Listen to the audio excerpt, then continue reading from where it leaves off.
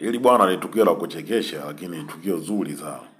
Mechi ya Esperance de Tunis na Al Ahly ilipoisha, kama kawaida Al Ahly wakamkimbilia refa katikati. Anamaliza tu mpira. Benchi zima likatoka kumfuata refa. Refa akaona hamsintania, akatoa kadi nyekundu. Hacheki na wote, akawa amekaa anaangalia. Washikaji baada ya kuona ametoa kadi nyekundu inabidi wapole. Yaani wapo wanazunguka tu pembezoni. Yaani angejaribu kutoa mdomo, kununua mdomo wote, angepita na wote huyo jamaa.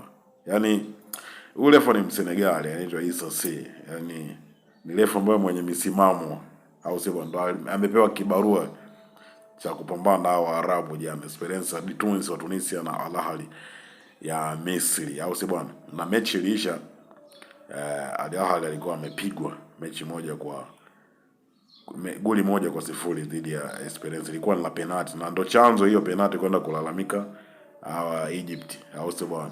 Sasa huyu refa alikuwa anawafaa kina nani hapa Bongo? Hapa timu nilalamishi sana. Alikuwa anafaa kina nani hapa Bongo? Naitwa Zuru, usahau kunifollow au kusubscribe.